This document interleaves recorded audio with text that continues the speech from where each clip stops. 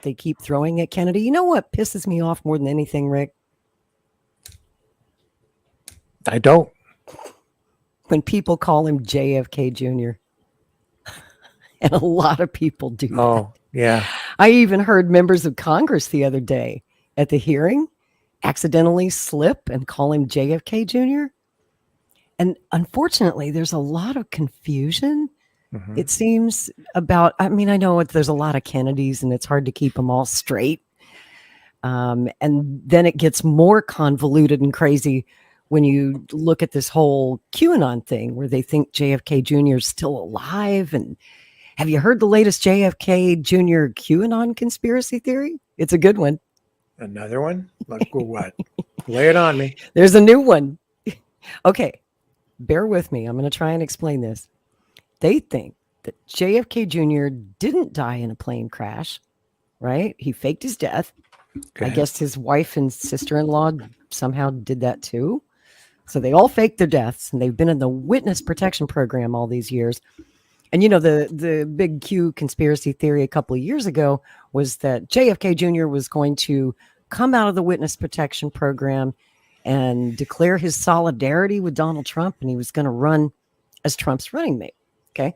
So now the new theory, and this is wild, they're saying that RFK Jr.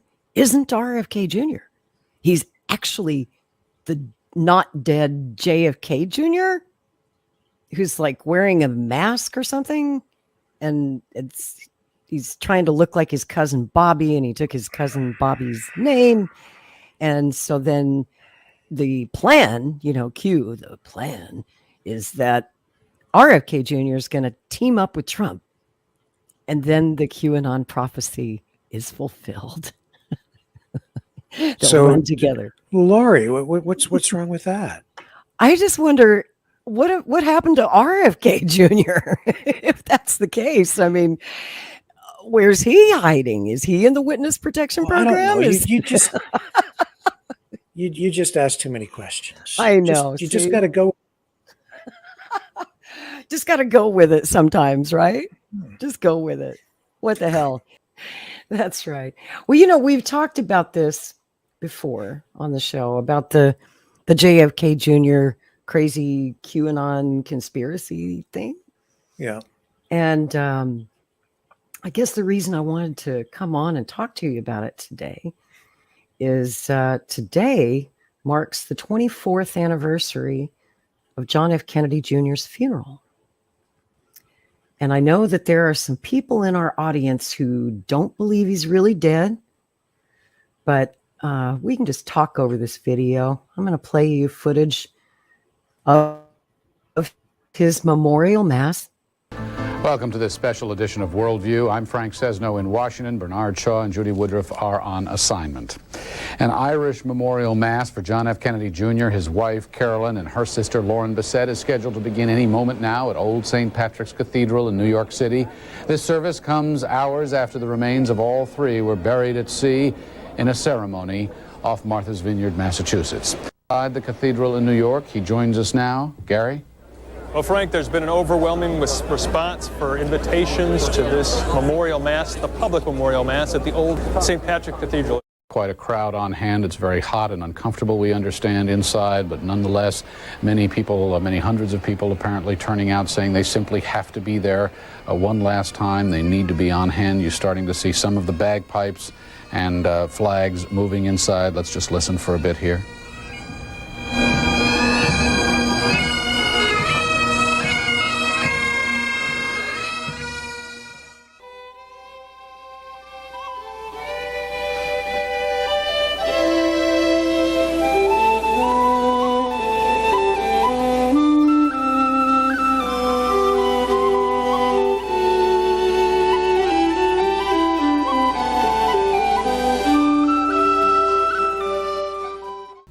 Earlier this week, Bob Brown talked with a renowned historian who tried to explain the repeated tragedies that seem to surround the Kennedys, and we were struck by some of his insights about the lives and the legacy of this family. As they gathered outside today's memorial service, and even from a distance over the sea yesterday, Americans knew without even seeing The faces, the posture, the grief of a family that had gathered in sorrow so often before. The young man whose ashes were committed to the ocean had not died in war or in public service, as his uncles and father had. But the services for him and his wife clearly echoed a recognition of the sacrifices the family had made and the presumed value of what had been lost. It's terrible to see a young life cut off, as this has been. Awful. It's like a novel that's never finished, or a play that they stop the performance in the second act. We want to know what happens. We want to know what became of this, what is to become of this handsome, gifted young man, and we'll never know. David McCullough is an historian who has written often about politics and whose biography of Harry Truman won a Pulitzer Prize. He is a resident of Martha's Vineyard and a friend of the Kennedys. I spoke with him by phone from New York about the litany of family tragedies that has become so unsettling and familiar to Americans. Well, I think anyone who selects a political life is taking risks.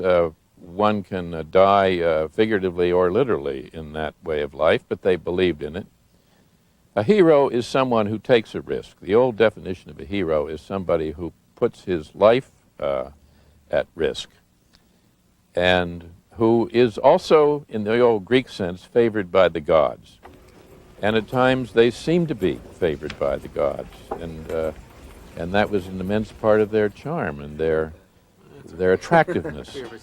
We tend to see people of immense wealth as people who are somehow removed from the dangers, the risks, the pitfalls of life. And of course that's fantasy.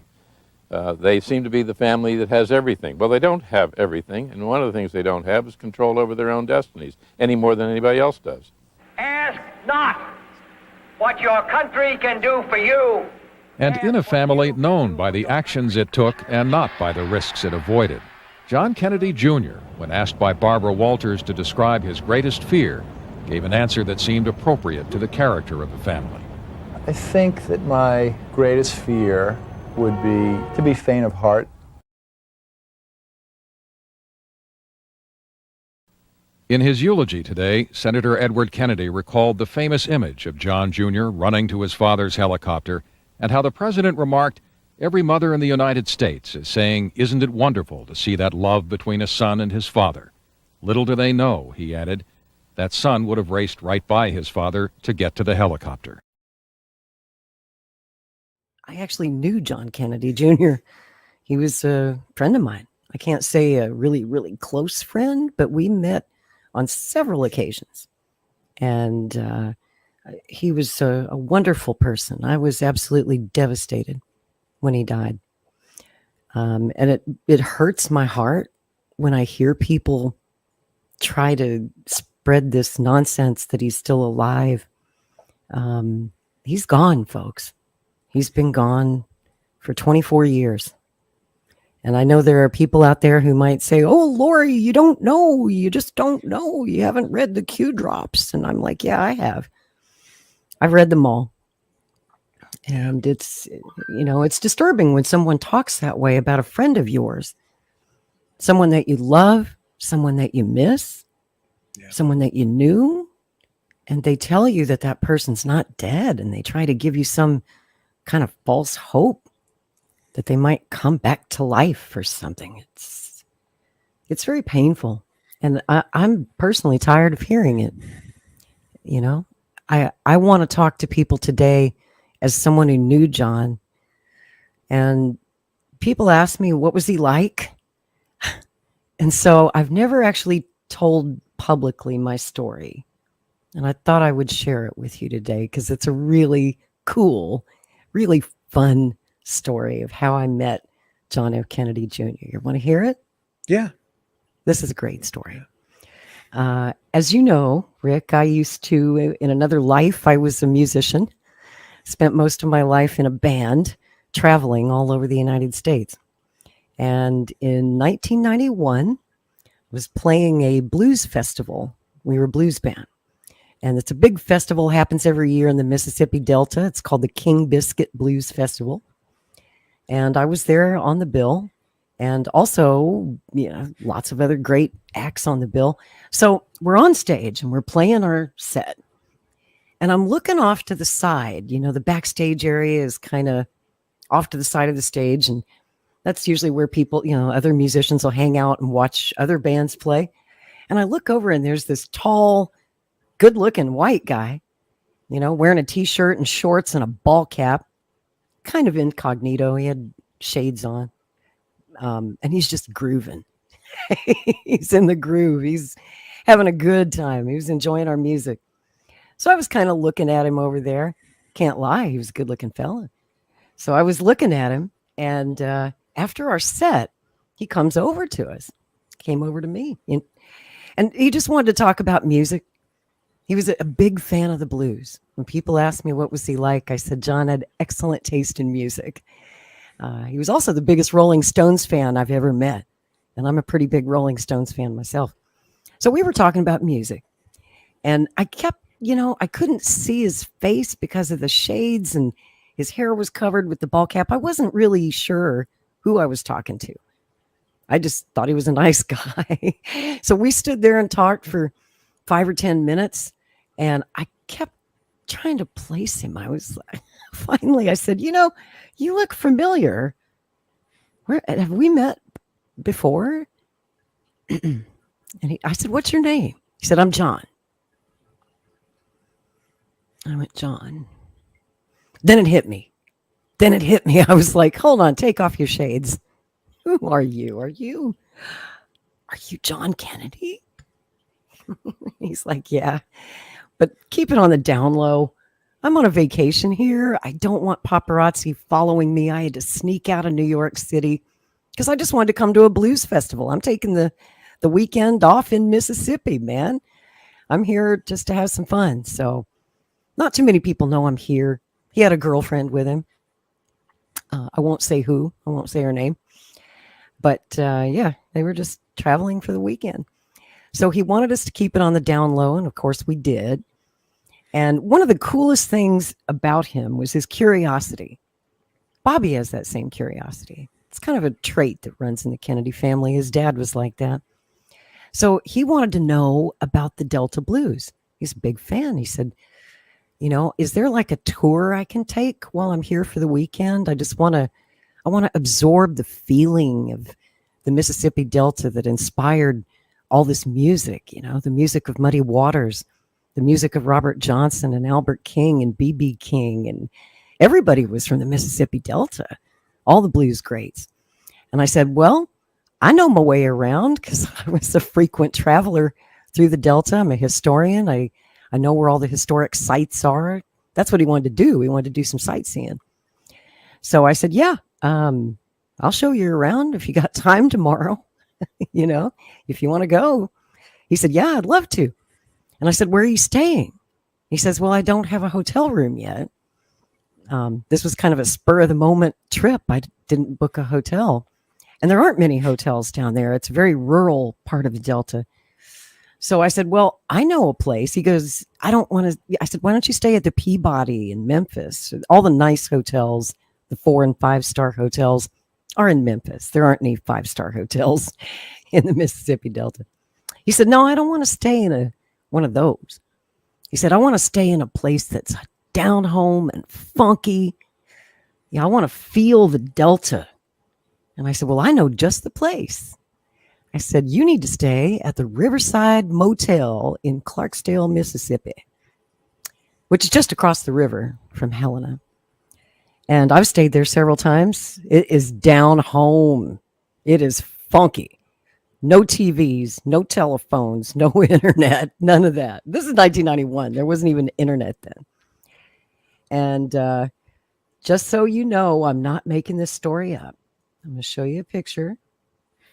This is John at the Riverside Hotel in Clarksdale. Can y'all see that?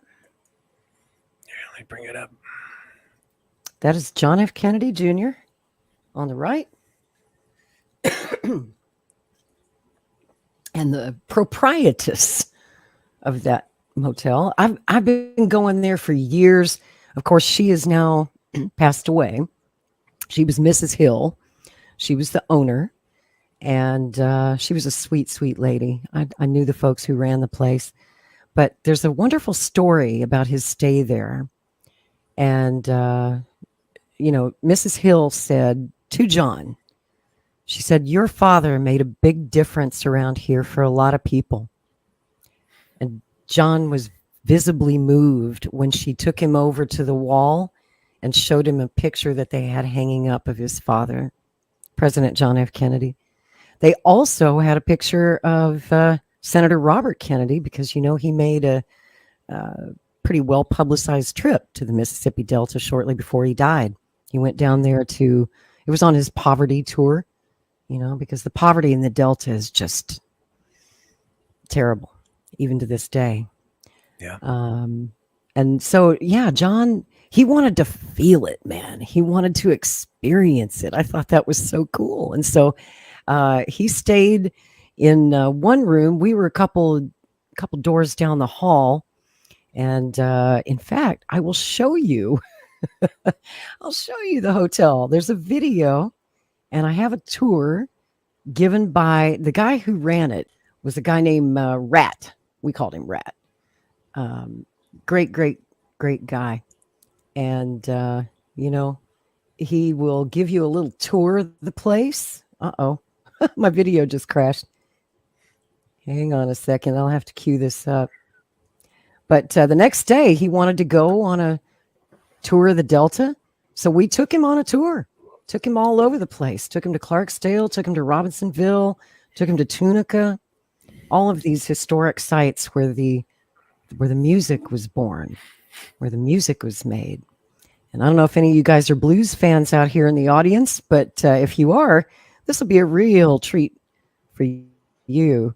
I'm going to give you a little look inside the Riverside Hotel in Clarksdale, Mississippi, and we will show you the room where John F. Kennedy Jr. stayed, which has been kept just this way all these years. And they even have some of his possessions that he left behind that they keep in the room as if he's, I don't know, maybe going to come back someday and retrieve his shampoo. This is Rat. Now this hall here is the original building when it was a hospital. All the blues singers, this is where they came in and entered into the main building. This wall here wasn't here when it was a hospital. Oh, I should tell you, there's actually an interesting history behind this. This building, when you look, it looks like an old hospital, doesn't it? It was. Does, yeah. Back in the 1930s, this place has a fascinating history. In the 30s, it was a hospital for blacks only. And you guys have probably heard of the legendary blues singer Bessie Smith. She died. She was involved in a terrible car accident outside of Clarksdale, Mississippi. This was like 1937. And because she was black, the nearest hospital was for whites only. And they would not let her into the emergency room. And they said, you got to go to the black folks hospital, right? And this was the black folks hospital. So unfortunately, the time that elapsed trying to get her to the blacks only hospital, she died before they could save her life. So that's the story behind this place. It became a motel in the 40s. And in the 40s, a lot of famous people stayed there. Sonny Boy Williamson lived there, Robert Nighthawk, John Lee Hooker, Ike Turner, Tina Turner's husband. Well, I'll let Rat continue the story. All these doors were the original to the hospital. On down, here as you pass this to the hall, this room here was the scrub room and the recovery room. That's where Bessie Smith This room died. here was the emergency room. This is the Bessie Smith room here. This is the room that Bessie died in when it was a hospital. This was the emergency room here.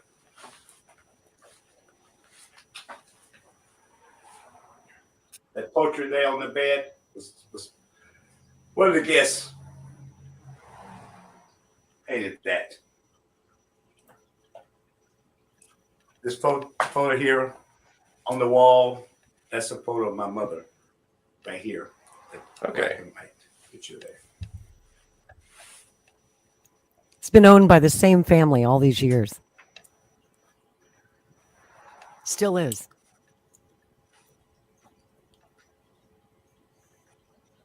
Isn't that Room cool? 2.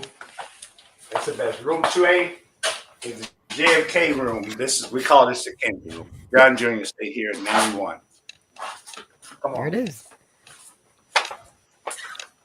This is the original. That's the room. You can hear everything. Some of the things in here that I can show you around here. We call this drawer here is the hobo's drawer. That's his personal stuff in the drawer. This here is Bunny's drawer. She played keyboard. That's her personal stuff in the drawer. This drawer here is Gypsy's drawer from Japan. That's his personal stuff. Will they ever come back? And whenever they come back, the stuff is already in the drawers. They never have to worry about it. It stays here. People leave things. Every drawer in this building that's somebody's personal belongings, and no one never bothered, never take anything. That leaves it right there. They leave stuff here. I got to see every room, like your room, had stuff in the drawer. Okay. Now this was the men's ward when it was the hospital. This from here to the front, the stairs went down and come underneath. Underneath here, the Rocket 88 demo was written, rehearsed, and practiced in this building. John Lee Hooker, Muddy Waters, Sonny Boy all stayed in here. In these rooms, this was added in 1944. This was when we started the hotel. Every door you see is identical on the bottom floor. It's 2 floors. It's a 2-level building. Okay. Come on down. And here, these are the baths. You wouldn't believe those One pictures bath on the here. walls. There's so much cool Men's- stuff on the walls. As we call it, the men's bath. This here is the co-op, ladies out there. Now, some of these rooms is taken, like room 5, or it's taken. That's Muddy Waters, Sunny Boy. The original furniture is still in that room. Now, this room here is one of the guest rooms here. Come on in. This has twin beds in here. It's all original furniture. And some of the rooms have the furniture in here. Some of the rooms have furniture that's over 100 years old. Wow. Your room was Yeah. my grandmother's furniture, and it's over 100 years old. Wow. It was really good.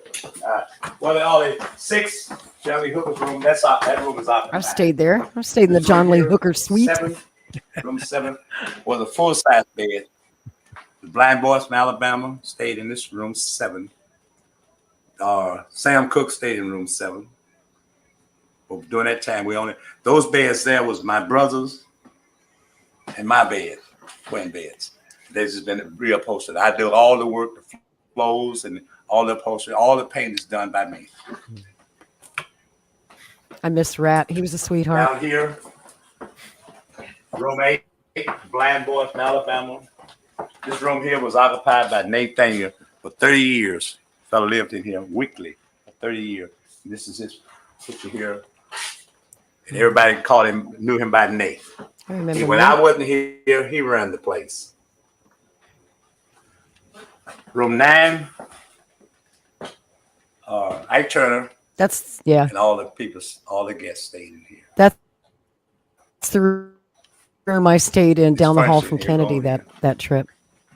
The Ike Turner room. It's my favorite room at the Riverside. It's the best. Love that old bed. You go in room 8, check the picture of that. That furniture is old.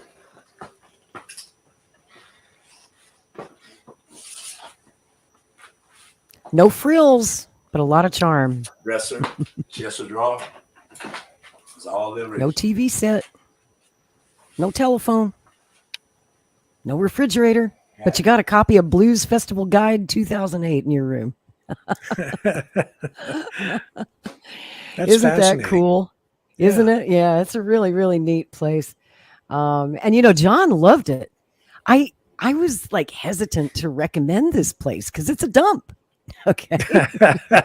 For a guy like him, multimillionaire, I was like, are you sure you really want to stay here? So I told him where the place was, and we drove him back over to Clarksdale because we were staying there too. And I walked into the desk, and I knew Rat and Mrs. Hill, and I said, I know you're probably full for the festival because it's a really small place. They haven't got many rooms, but I said, I got a really, really special guest out there in the car. He didn't even have wheels. He didn't rent a car. So he was like bumming a ride from us. We were driving John F. Kennedy Jr. around. It was crazy, just crazy. One of those things you think would never happen in your whole life, but this actually happened. So she says, who? And I said, it's John F. Kennedy Jr., but you're not supposed to say anything. Shh, because, the paparazzi follows him everywhere. She's like, no problem. And, the press was calling the place. The press, the tabloids got a tip that he was in Mississippi, and they kept calling the hotel all weekend long saying, is John F. Kennedy Jr. staying there? We're following up on a rumor. And she's like, who? What? No, I don't know what you're talking about. Click. Hang up on him. It was great. So how much fun would it be for John just to get away from Manhattan, get away from all of the paparazzi for the weekend, go to a place like Helena, Arkansas, or Clarksdale, Mississippi, and just hang out with real people. And we're real people, and he hung out with us all weekend long, and we had a wonderful time. We took him out to eat some good catfish, good old Mississippi catfish. It was an amazing, amazing journey. And, when it was over, he was like, how can I keep in touch with you guys? Because we didn't have cell phones back then. And so we exchanged phone numbers for our landlines. And he said, back then, bands had mailing lists because we didn't have email, right? So we would have people sign up on a little piece of paper at our gigs, and we'd put them in a real primitive computer database and print out mailing labels and send postcards when we were on tour, right? So our friends in different cities could come see us play. So he got on our mailing list, right? And he said, be sure to put me on your mailing list. That was the last thing he said to me before we parted ways on that trip. He said, I'll come see you.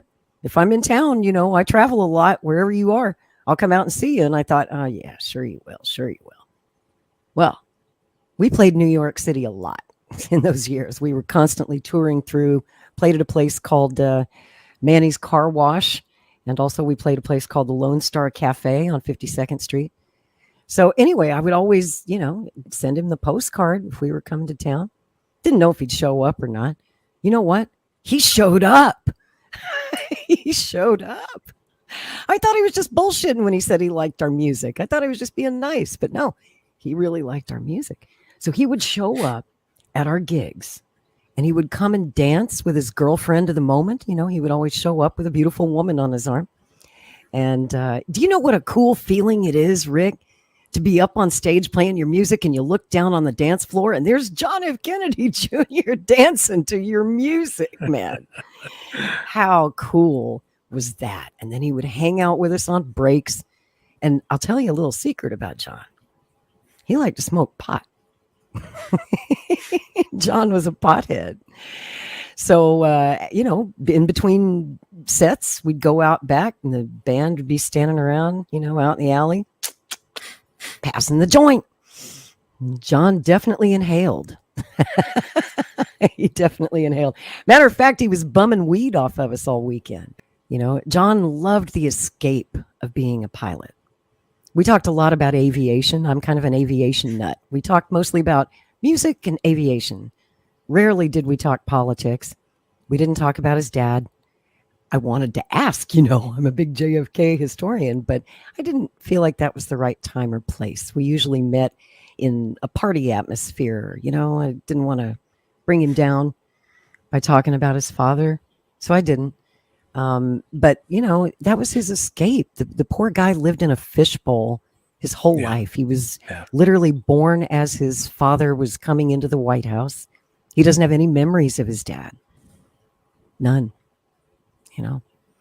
All he knows is what people tell him, what he sees in the movies and reads in the papers. And he was chased and pursued by fans and the media all of his life. And the only place that he could escape all that and be free was in his plane.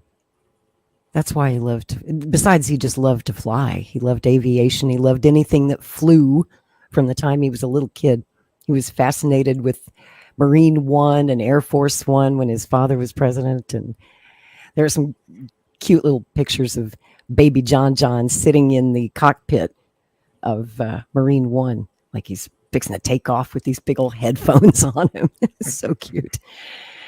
But I'll tell you another fun story about my time with John Kennedy. When our band played Telluride, Colorado in the 90s, this would be the early 90s, he was dating Daryl Hannah, the actress. Remember when they used to be an item? Splash. Yeah. Mm-hmm. They were together for several years. And Daryl Hannah owns a beautiful home outside of Telluride up in the Colorado mountains. And I mean, it's nice. It's like 14,000 feet altitude. It's up there by Coors Mountain. She has a view of Coors Mountain. So we were playing this club in Telluride. And if you've ever been to Telluride, it's a really small town. It looks like an old Wild West kind of place. There aren't any hotels to speak of. So we needed a place to stay. And John called me up when he saw on our calendar. He got the card in the mail saying, "Hey, I see you're going to be in Telluride on such and such a date. My girlfriend Daryl lives there. You're probably going to need a place to stay. You guys want to stay at Daryl's house?" Because Daryl was up there in New York with him. Her house was just sitting there empty. I'm like, really? Can we do that? He goes, "Let me ask Daryl. Hold on a second." Right? He's like, "Hey, Daryl, can this band stay at your place?" We never actually met her because John always had a different woman with him, but that's another story. And so Daryl very kindly put us up at her house. So we're staying in Daryl Hannah's house, and everywhere in this house, every wall, every bedside corner table was a picture of John. They had pictures of them together as a couple, but it was sweet. You could tell she really loved him. And she was so proud to have John F. Kennedy Jr. as her boyfriend. Boy, there was pictures all over that house. All over that house. So you can imagine my sadness on 24 years ago this week when I woke up in the morning and I heard that John's plane was missing. It couldn't be. It just didn't seem real. And like I said, I can't claim to have been one of his best friends. Or didn't know him intimately, but I did spend enough time with him to get a feel for what kind of person he was. John was a good man. You know, all politics aside, all political hopes and aspirations that we might have had for John aside, I'm just talking about the human being that I had the chance to spend time with. I was blessed through a stroke of luck or fate or whatever it was. And I made a friend when I lost him 24 years ago this month. I have to tell you that it's a wound that never healed for me and for a lot of us. Anybody who knew him, anybody who ever met him, everybody loved him. I never met anybody who had a bad word to say about John Kennedy Jr. That's pretty rare. He was that kind of guy that everybody just loved. And I know it's hard to accept that he's gone. Believe me, I understand. But it doesn't do us any good to think that he's still alive and he's going to come back and save the world. He's not. He's gone. He's been gone a long time. And his funeral was 24 years ago today. It's a date I always remember on my calendar every year.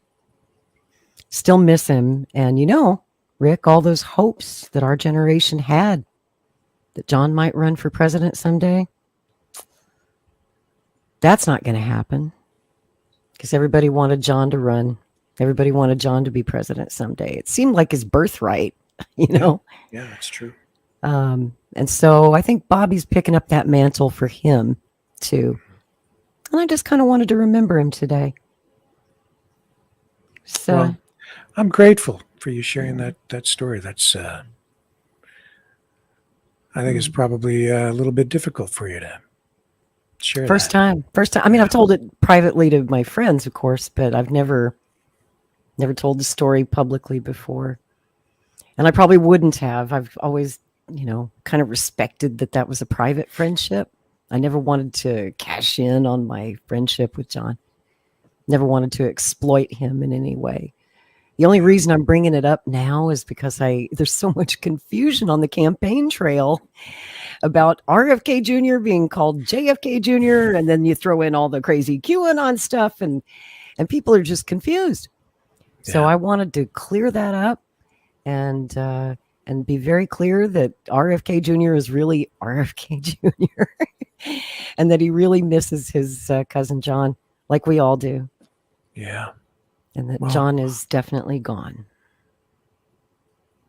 Unfortunately. Yeah.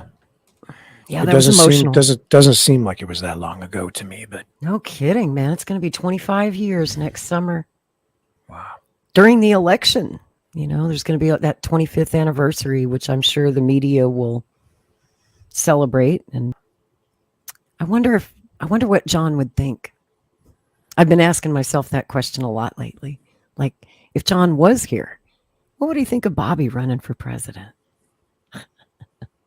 Would he be campaigning for him? Would he be supporting him because they were so close? Would he be aligned with him on the issues? Or would he be over here with the rest of the Kennedy Democrats denouncing him and saying, oh, that's my cousin, he's crazy? I wonder sometimes too, where he would take us if you were here today. Oh boy. Because I used to think that he would make a great president, but absolutely. Me too. And meeting him only confirmed that for me. I knew he'd be a great president. And yet, I didn't really want him to seek that job on some level. I wanted John to enjoy his life. I felt like he'd earned that. After all the things he'd been through, if he didn't want to run for anything, that would have been fine with me. I never put any pressure on him about it because so many people did. I mean, every interview he did, he was always asked. Every single interview, are you going to run for president? You know how tired he got of answering that question? Yeah. And yet he was always gracious and kind about it and dodged it the best he could. Always non-committal. And, there's another conspiracy theory while we're at it that I'd like to knock down because it's just not true. You often see on the internet people saying, John was the front runner in the New York Senate race when he died. He wasn't. He wasn't running for anything. He'd never run for an office, never declared, never filed. He was not running for anything at the time of his death. Now, that New York Senate seat was open because Daniel Patrick Moynihan was resigning. Hillary Clinton, who was then First Lady, she made it known that she was interested in that Senate seat in 1999. And that summer, privately, John confided to some friends that he was interested in maybe running for that Senate seat. They didn't really know how serious he was, but his friends say he sounded pretty serious, like he was finally considering some sort of political run. He had his eye on that seat until Hillary Clinton announced that she was going to run for it. And people say on the internet that he was running against Hillary for the Senate seat. That's just not true. In fact, he and Hillary and Bill were very good friends. And he was not about to challenge Hillary for that Senate seat. They made an agreement. As politics, you know how politics goes. If your friend is running for a certain office, you're not going to challenge them. So he wasn't going to challenge Hillary, and he wasn't running for anything, just to be clear. And whether he would have run for president or not, who knows? I think he was very happy just doing George Magazine. That's really what he wanted to do with his life, at least for, several years more. I could see him maybe in his 50s or 60s, getting into politics, but I don't think he was in a hurry. People were always trying to hurry him towards that goal from the time he was a teenager. Yeah. Like they were grooming him for the presidency. It seemed unfair. Just let the poor kid grow up. Let him have a life. And please let him rest in peace now that he's gone. Well, Lori, that gets us to 9:13. And I really appreciate you coming on and sharing that story with us tonight. Thanks for letting me. Yeah. Thanks. And with that, folks, we are going to wrap up. I have to get up very early in the morning. I've got a trip to make, but I'll be back tomorrow night. Once again, Lori, thank you. Thank you so much. Thanks, Rick. Okay, folks, we'll see you tomorrow night on the flip side.